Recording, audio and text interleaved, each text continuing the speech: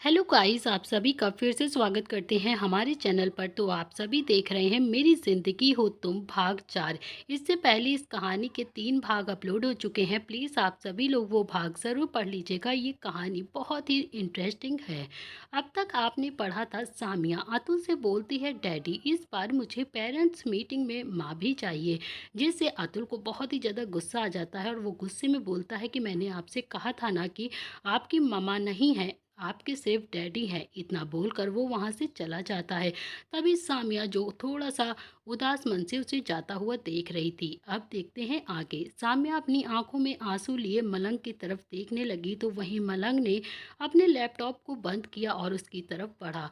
सामिया टुकुर टुकुर मलंग को देख कर बोली, चाचू डैडी हल पाल इसी तरह गुस्सा क्यों हो जाते हैं? मैं जब भी उनसे माँ के बारे में बात करती हूँ वो इसी तरह गुस्सा हो जाते हैं और चले जाते हैं। क्या मेरी कोई मम्मा नहीं है? इसके जवाब में मलंग ने उसे अपनी गोद में उठा लिया और उसके गाल पर किस करते हुए बोला, ऐसी कोई बात नहीं है बेटा, बल्कि अभी आपके डैडी ऑफिस से वापस आए हैं ना, इसीलिए वे थोड़ा सा थक गए हैं, इसीलिए वो थोड़ा गुस्सा हो गए हैं आपसे। आपको उनसे ऐसे सवाल मत पूछा करिए जिनके जवाब वो खुद भी ना दे पाए। मैंने आपसे पहले ही कहा है कि आपके पास मैं हूँ, आपके डैडी हैं, आपके अलावा इसके पास कोई भी नहीं है। आपके लिए वो दोनों ही काफ़ी होने चाहिए। लेकिन तभी सामिया ने प्राउड करते हुए कहा, पर गार्डन में सभी अपनी मम्मा और डैडी दोनों के साथ आते हैं, मैं एक अपने चाचू और डैडी के साथ जाती हूँ। सभी मुझसे मेरे मम्मा के बारे में पूछते हैं, पर मेरे पास मेरी माँ के लिए कोई भी आंचल नहीं होता है। चाचू प्लीज़ डैडी से कहो ना कि वो मेरे लिए नई मम्मा लेकर आए। तभी मलंग उसे लेकर अपने रूम की तरफ बढ़ते हुए बोला, अभी रात काफ़ी हो गई है ना बेटा, हम इसके बारे में कल बात करेंगे। आप चलकर सो जाओ, जिससे कि कल आप टाइम पर अपने स्कूल जा सको। ये सुनकर सामिया ने अपना छोटा सा सिर मासूमियत के साथ नीचे झुका लिया और फिर मलंग ने उसकी इन सारी बातों को पूरी तरह से इग्नोर कर दिया और वो उसे लेकर रूम में आ गया। उसने उसे बेड पर सुलाया और उसे ब्लैंकेट से कवर करा। तभी सामिया ने मुंह बनाकर कहा, मेरा टेडी कहाँ है? मलंग इसके जवाब में उसे देखते हुए जाता है, सोफे से उठाकर उसके टेडी को लाकर उसे दे देता है और बोलता है, ये रहा आपका टेडी और अब तुम अच्छे से सो जाओ। सामिया ने अपने टेडी को कसकर हक कर लिया और कुछ ही देर में वो गहरी नींद में चली गई। मलंग उसे सोते हुए कुछ सेकंडों तक देखता रहा और फिर नीचे झुककर उसके माथे पर किस किया, जिसके बाद वो वहां से उठा और बालकनी में चला गया। वो थोड़ा गुस्से में था। बालकनी में आकर उसने अपनी पॉकेट से सिगरेट निकाली और वो सिगरेट के कस भरने लगा। सिगरेट के कस भरते हुए ऊपर आसमान में वो चांद को देख रहा था। उसके चेहरे पर कोई भी एक्सप्रेशन नहीं थे। वो उस चांद को देखकर गहरी सोच में बैठा हुआ था। गहरी सांस लेकर बोला कि काफी सालों बाद मुझे चांद नजर आया है, शायद ये कोई इशारा है। अब इस चांद पर मलंग अग्निहोत्री के नाम का धब्बा लगेगा, तुम अब मेरी होगी हार्ट। ये कहते हुए उसके चेहरे पर एक शैतानी मुस्कान आ जाती है। इधर दूसरी तरफ मुंबई में अपार्टमेंट में माही ने प्रिंस को डिनर कराकर बेड पर सुला दिया।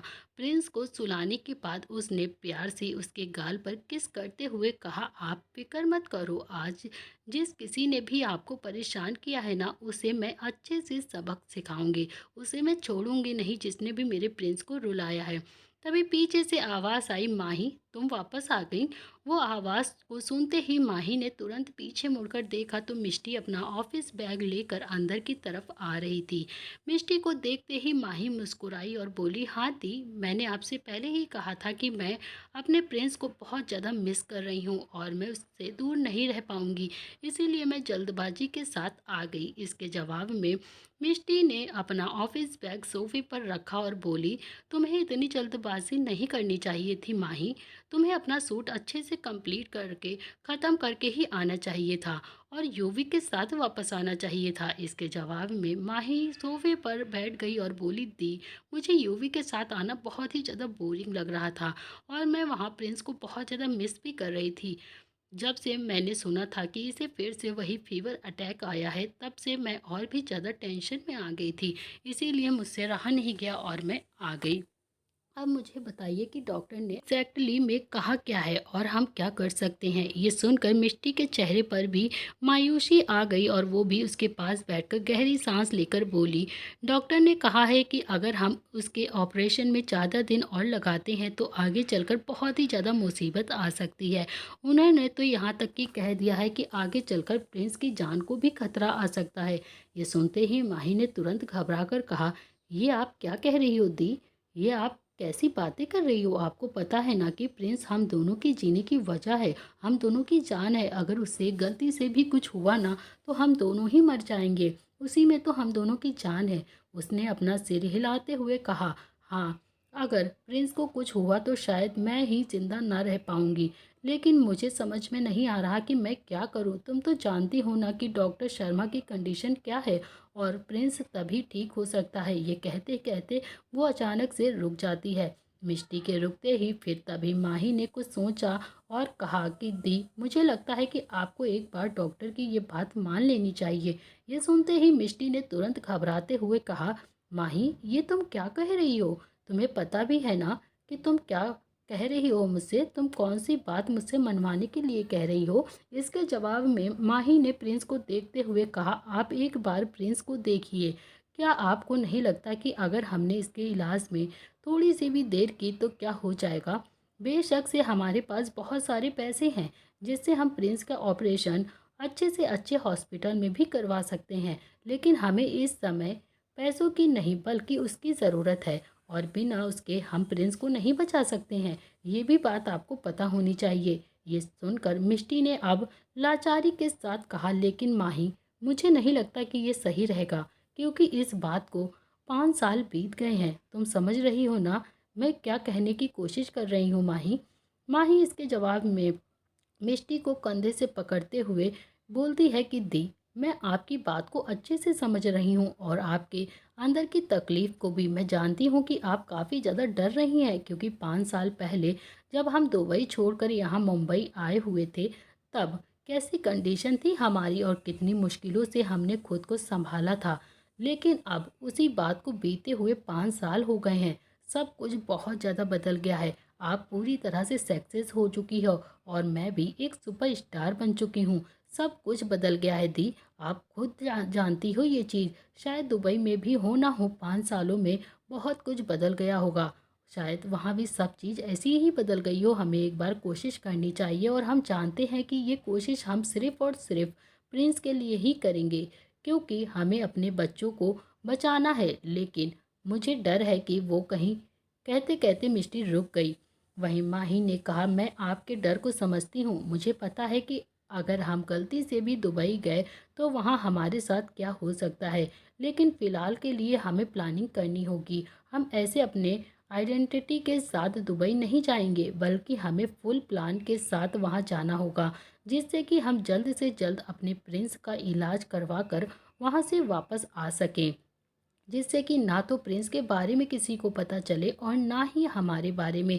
जैसे हमने अभी तक अपनी आइडेंटिटी सबसे छुपा कर यहाँ पर रखी है, ठीक उसी तरह, बिल्कुल उसी तरह हम आगे भी सबसे अपनी आइडेंटिटी छुपा लेंगे। ये सुनकर मिष्टी ने घबराते हुए कहा, लेकिन तुम तो जानती हो ना कि उनकी नज़रों में हम जहाँ भी दुबई गए और जहाँ पर भी अगर छुप भी गए ना तो वहाँ उनकी नज़रों से हम छुप नहीं सकते हैं, क्योंकि पूरे दुबई पर तो राज उन्हीं का ही चलता है ना। मगर गलती से भी उन्हें हमारे बारे में पता चला ना तो तब भी हम कभी। माही ने गुस्से के साथ कहा, आप इतना ज़्यादा डरती क्यों हो? मुझे पता है कि आपको डर है कि अगर प्रिंस की सच्चाई उसे इंसान के सामने आई तो वो बहुत ही मुसीबत आ सकती है, लेकिन आपको इतना परेशान होने की ज़रूरत नहीं है दी। आपको मुझ पर यकीन रखना चाहिए। मैं भी माही ठाकुर हूँ। मैं ना तो प्रिंस को कुछ होने दूंगी, हम दोनों से दूर जाने दूंगी, और ना ही आपको कोई तकलीफ़ होने दूंगी। पहले की बात अलग थी, लेकिन अब सब कुछ बदल गया है। इसीलिए मैं प्लानिंग बनाने जा रही हूँ, क्योंकि हमें जल्द से जल्द दुबई जाना ही होगा। एटलीस्ट अगर हमें प्रिंस की जान बचानी है तो दुबई जाकर हमें उसके इलाज के बारे में सोचना ही होगा। यह सब सुनकर मिष्टी ने भी अब गहरी सांस लिया और कुछ सोचते हुए वो प्रिंस को प्यार से देखते हुए बोली, शायद तुम ठीक कह रही हो मिष्टी। का ये सुनकर मुस्कुरा देती है माही। डॉक्टर ने भी कह दिया है कि अब हमारे पास ज़्यादा वक्त नहीं बचा है। अगर हमने 1 महीने में प्रिंस का ऑपरेशन नहीं करवाया ना, तो शायद हम प्रिंस को खो देंगे। और मैं अपने बच्चे को खोना नहीं चाहती हूँ, क्योंकि 5 साल पहले यही तो सहारा था जिसके सहारे मैं आज जिंदा रह पाई हूँ, वरना मैं कब का मर चुकी होती। तभी माही आगे बढ़कर मिष्टी को हक कर लेती है और फिर मिष्टी ने भी उसे हक कर लिया और उसकी आंखों में से आंसू झलक गए। माही ने गहरी सांस लेते हुए कह दिया, दी, मैं हूँ आपके साथ, आप फिक्र मत करिए। मैं आप दोनों में से किसी को भी कुछ नहीं होने दूंगी, क्योंकि आप दोनों में ही मेरी जान बसती है। आप दोनों ही अब मेरी जिंदगी हो। ये सुनकर मिष्टी के चेहरे पर एक स्माइल आ गई। उसने फिर माही को खुद से अलग किया और बोली, तुम सफ़र से आई हो ना माही, ज़रूर तुमने अभी तक कुछ नहीं खाया होगा, मुझे पता है। मैं तुम्हारे लिए डिनर रेडी करती हूँ, जाओ, जाकर तुम फ्रेश हो जाओ, फिर हम दोनों ही बैठकर साथ में डिनर करेंगे। ये सुनकर माही मुस्कुराती है और बोलती है, हाँ दी, मैंने आपके खाने को बहुत मिस किया, प्लीज़ जल्दी से मेरी फेवरेट डिश बनाइएगा, मैं फ्रेश होकर आती हूँ। ये सुनकर मिष्टी मुस्कुरा दी और फिर माही अपनी जगह से उठकर कमरे की तरफ चली गई। इधर उसके जाने के बाद मिष्टी धीरे से उठती है और प्रिंस के पास आई। उसने प्यार से उसके सिर पर किस किया और बोली, मुझे पता है मेरा बेटा सभी बच्चों की तरह नहीं है, वो सभी बच्चों के मुकाबले काफ़ी ज़्यादा कमज़ोर है और बार बार हर बात पर डर जाता है, क्योंकि मैंने इसकी परवरिश ही सबसे छुपा कर की है और सबके डर में रहकर करी है। शायद इसी का असर है इसके ऊपर, शायद इसी वजह से मेरा बेटा इस तरह से है। लेकिन आप फिक्र मत करो मेरे बेटे प्रिंस, मम्मा आपसे प्रॉमिस करती है कि एक दिन वो आपको इतना ज़्यादा स्ट्रांग बनाएंगी ना, बिल्कुल आपके डैडी की तरह। जैसे ही मिष्टी ने ये बात कही, अचानक से वो बोलते बोलते चुप हो गई। उसने तुरंत अपने मुंह पर अपना हाथ रख लिया और गुस्से के साथ बोली, ये मैं क्या कह रही हूँ, आखिर मैं ऐसा सोच भी कैसे सकती हूँ। मैंने हमेशा से प्रिंस को सिर्फ अपना कहा है, ना कि किसी और का। तो फिर मैं ऐसे कैसे उस इंसान का नाम ले सकती हूँ, मैं कैसे प्रिंस को उसकी तरह बना सकती हूँ। नहीं, वो सिर्फ और सिर्फ मेरा बेटा है और मेरा ही बेटा रहेगा। मैं उस उसे बहुत ही ज़्यादा स्ट्रांग बनाऊंगी, दुनिया का सबसे ज़्यादा स्ट्रांग बच्चा। ये कहते हुए उसने एक गहरी सांस लिया और फिर वो भी वॉशरूम की तरफ चली गई।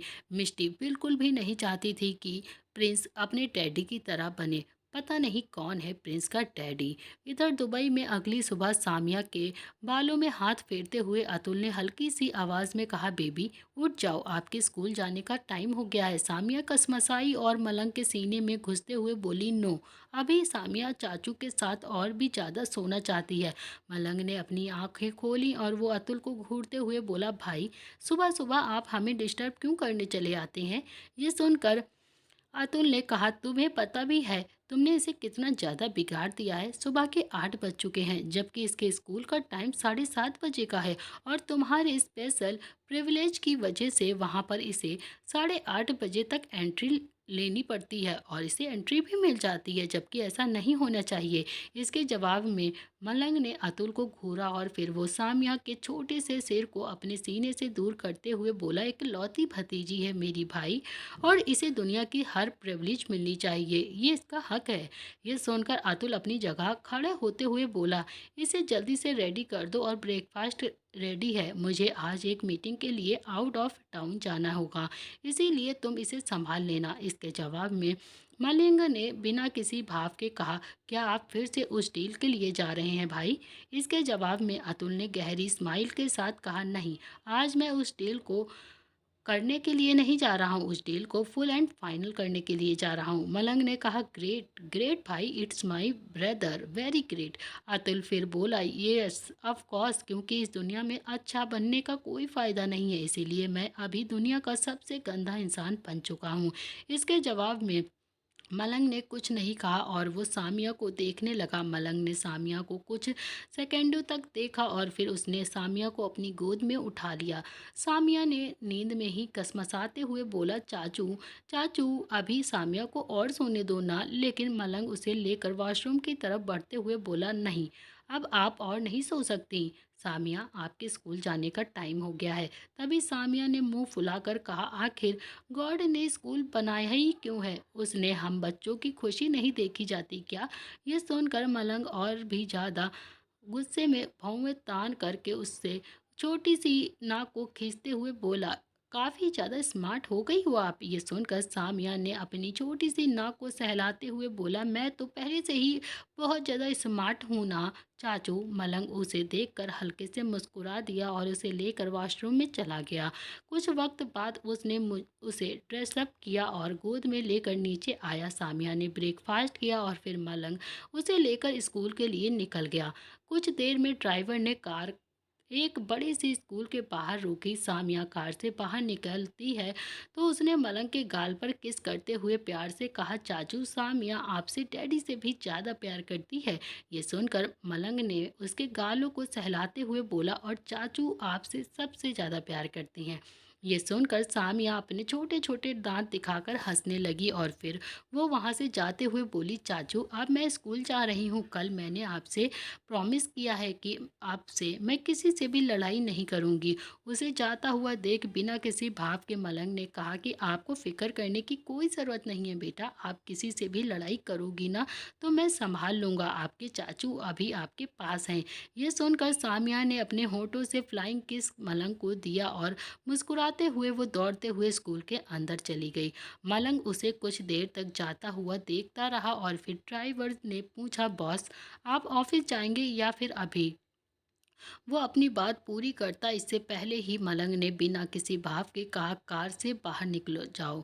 ये सुनकर असिस्टेंट को कुछ समझ में नहीं आया और वह थोड़ा सा डरते हुए वो मलंग की तरफ देखकर नासमझी में बोला, लेकिन क्यों बॉस, क्या हुआ, हमने कुछ गलत कह दिया क्या, हमसे कुछ गलती हो गई क्या? मलंग ने सख्त आवाज में कहा, I said get out. Driver ने डरते हुए अपना सिर हिलाया और फिर असिस्टेंट भी ड्राइवर के साथ कार से बाहर निकल गया। मलंग ड्राइवर सीट पर आकर बैठ गया और वो कुछ ही देर में वहां से चला गया। मलंग को इस तरह से जाता देख असिस्टेंट ने ड्राइवर की तरफ देखा और कहा, मुझे लगता है कि बॉस वहां जा रहे हैं। तभी ड्राइवर ने भी डरते हुए कहा, मुझे बॉस से कभी कभी बहुत ज़्यादा डर लगता है, क्योंकि वो जब जब वहां पर जाते हैं उसके बाद वो काफ़ी ज़्यादा गुस्सैल हो जाते हैं, बहुत ज़्यादा गुस्सा आता है उन्हें, जिससे उनके साथ काम करने भी मुझे बहुत ही ज़्यादा डर लगता है। मुझे ऐसा लगता है जैसे मैं अपनी ज़िंदगी दांव पर लगाकर उनके साथ काम करता हूँ। असिस्टेंट ने भी अपना सिर हिलाते हुए कहा, अब क्या कर सकते हैं हम दोनों, हमें काम करना तो होगा ही, क्योंकि हम पिछले 5 साल से बॉस के साथ हैं और उनके साथ काम कर रहे हैं और हमें अच्छे से जानते हैं कि इन 5 सालों में बॉस काफ़ी ज़्यादा गुस्सैल हो गए हैं। उनके अंदर इंसानियत नाम की कोई चीज़ ही नहीं बची है। वो एक गलती से ही लोगों को मौत दे देते हैं, इसीलिए हमें सावधानी से काम करना होगा। ड्राइवर ने अपना सिर हिलाते हुए कहा, हाँ सही कह रहे हो, पता नहीं 5 सालों में बॉस इतना ज़्यादा गुस्सैल क्यों होते जा रहे हैं। ऐसा भी क्या हो गया है उनकी ज़िंदगी में जो बॉस इतना ज़्यादा गुस्सैल हो गए, नहीं तो पहले कभी भी बॉस इतना ज़्यादा नहीं गुस्सा होते थे। तो दोस्तों इसी के साथ इस कहानी का यह अध्याय हम यहाँ पर समाप्त कर रहे हैं। अगर आप जानना चाहते हैं इस कहानी में अब आगे क्या होने वाला है, कौन है मलंग और अतुल और क्या कनेक्शन है इनका माही और मिष्टी से, तो ये सब देखने के लिए आपको देखना पड़ेगा इस कहानी का नेक्स्ट पार्ट। तो फ्रेंड बहुत ही जल्द ये कहानी लव स्टोरी में बदलने वाली है, तो प्लीज़ आप सब लोग मिस मत करना।